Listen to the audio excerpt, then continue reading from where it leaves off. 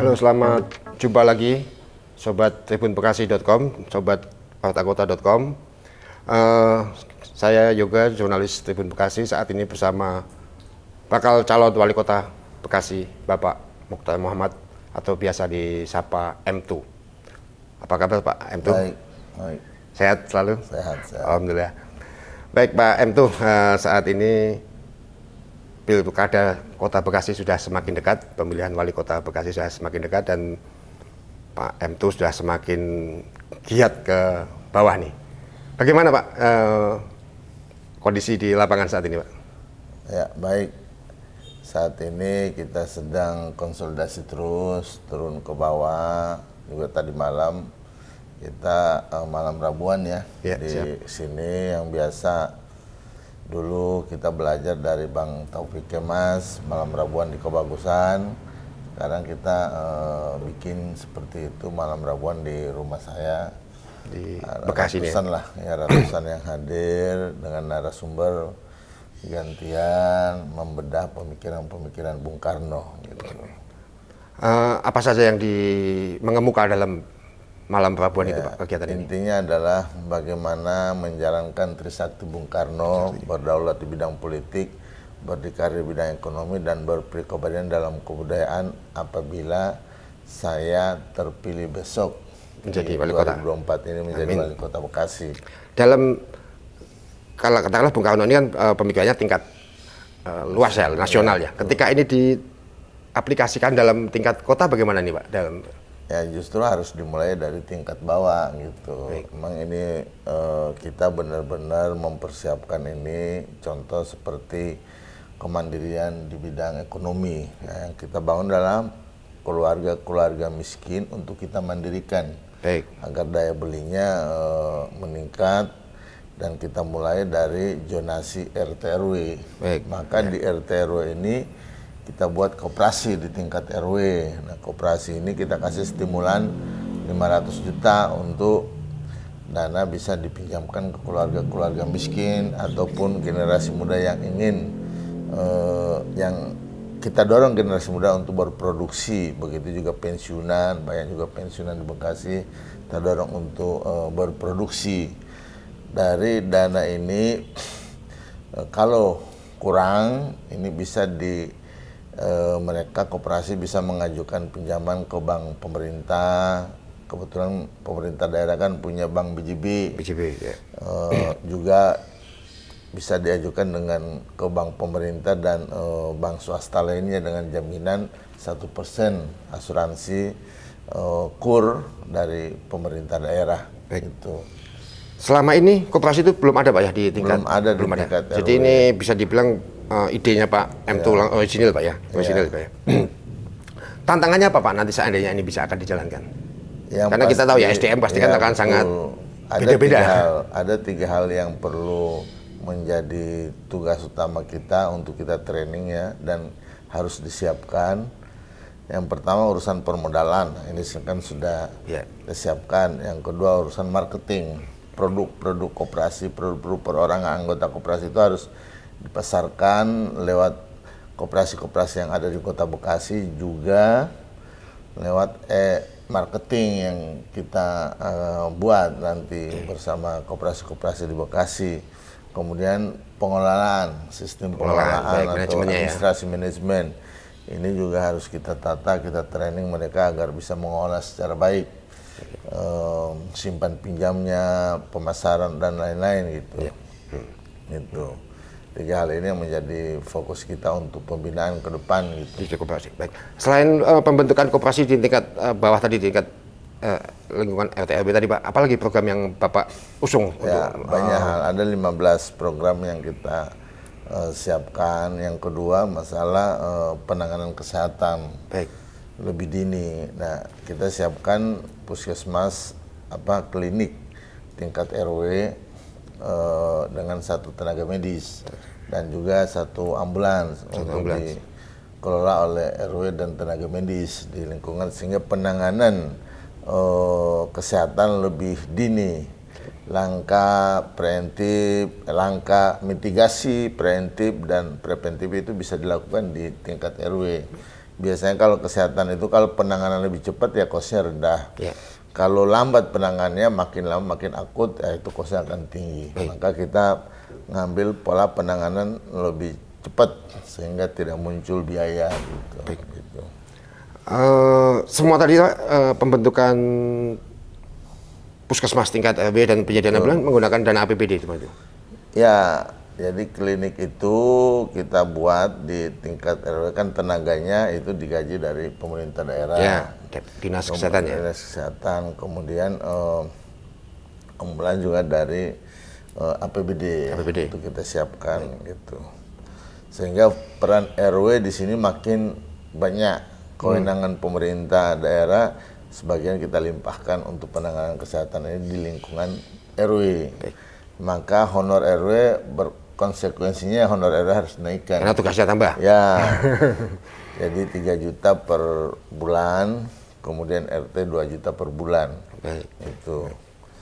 Selain kesehatan tadi Pak, apalagi yang menjadi andalan Pak? Ya tadi honor RW 3 juta, honor RT 2 juta, honor posyandu.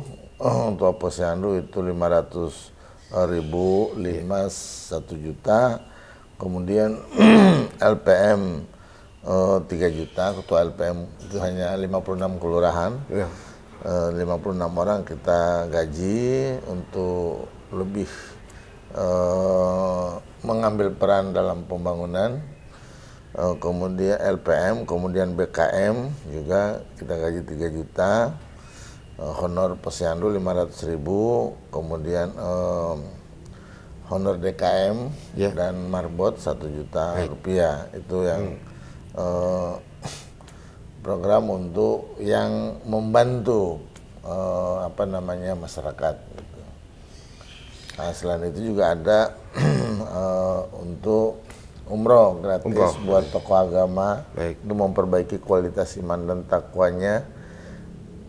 Ketua DKM, Ketua Majelis Taklim, juga untuk umat Kristiani juga ada Holy Land ya. Bagi pendeta atau hamba Tuhan yang kurang mampu, ini juga kita berangkatkan gitu. Holy Land tadi ya? Iya, itu.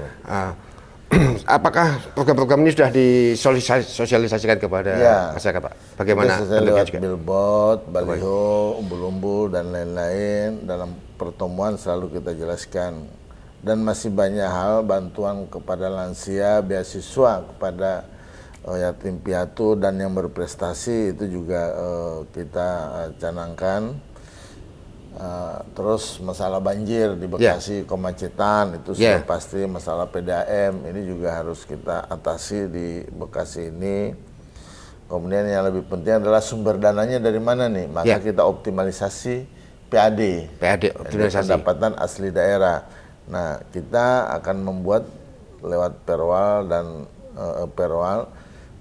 kerjasama. Ada kerjasama pemerintah, perusahaan dan perbankan. Kita tunjuk bank-bank untuk pelaksana itu. Contoh, restoran A membayar, saya membayar 1 juta. Maka yang memindah bukukan dana itu adalah bank. 900.000 ke rekening perusahaan restorannya, 100.000 ke rekening pemerintah daerah, sehingga tidak ada kebocoran. Itu begitu juga urusan itu optimalisasi hotel, PAD ya, pajak hotel, pajak kos-kosan, pajak parkir dan lain-lain. Semua sumber pendapatan harus sistem perbankan, bankable lah namanya. Gitu. Itu antisipasi untuk mencegah kebocoran. Kemudian tadi soal beasiswa Pak M2. Bagaimana ini beasiswa selama ini kan juga di saat ini sudah jalan, setahu saya juga sudah ada ya beasiswa untuk orang-orang berprestasi di semua tingkatan ini kita tunjang itunya sampai tingkat S1. Kita pantau dan kita dukung mereka, apalagi yang kurang mampu ini kita menjadi perhatian kita, anak-anak yang berprestasi. Apakah setelah S1 misalnya, setelah mendapatkan beasiswa dari Pemkot Bekasi nanti jika Pak M2 berkesempatan mendapat amanah untuk menjadi wali kota, apakah setelah selesai S1 kemudian dia wajib kembali ke kota Bekasi ini atau bagaimana nantinya? Ya sebaiknya seperti itu, mengabdi di kota Bekasi ya. Ya. Gitu. Ada imbal balik jadi Pak ya. Betul. Sebaiknya seperti itu. Baik. Ada juga masalah mengatasi kepengangguran. Nah, Bagaimana di itu, sini kita juga kerjasama pemerintah, perusahaan dan sekolah. Ini kebutuhan tenaga yang di industri ini disiapkan oleh sekolah, maka dia di kelas 2 harus sudah magang di perusahaan itu, sehingga sudah bisa dipakai oleh industri itu gitu. Itu seperti itu yang sedang yang sekolah. Kemudian yang lulusan-lulusan yang masih nganggur, kita dorong berproduksi lewat kreativitas mereka, keinginan mereka lewat ditunjang oleh koperasi tadi. Kemudian juga ada pelatihan tenaga kerja dari BLK yang kita tunjuk, dan juga bursa tenaga kerja secara periodik ini untuk menyisir. Nah, fungsi RT RW ini menyisir para penganggur ini untuk dilaporkan dan diberdayakan bareng-bareng dengan kehadiran koperasi yang ada di lingkungan itu. Tapi itu tadi semuanya berlaku untuk yang warga KTP Bekasi gitu Pak? Atau ya, KTP Bekasi. Berarti yang katakanlah misalnya pendatang atau belum lama di Bekasi, belum punya KTP Bekasi, Kota Bekasi, belum berkesempatan ikut untuk KTP pelatihan Bekasi. Baik. Kemudian tadi Pak, kalau tadi bilang magang itu biasanya kan magang itu adanya di SMK Pak ya? Kelas 2 atau kelas 11 itu biasanya untuk SMK. Kalau untuk SMK ya tinggal kita SMK dengan SMA kan bisa dipilah mana yang melanjutkan dan mana ini yang butuh kerja. Ini nanti kita atur bersama industri yang ada di Kota Bekasi.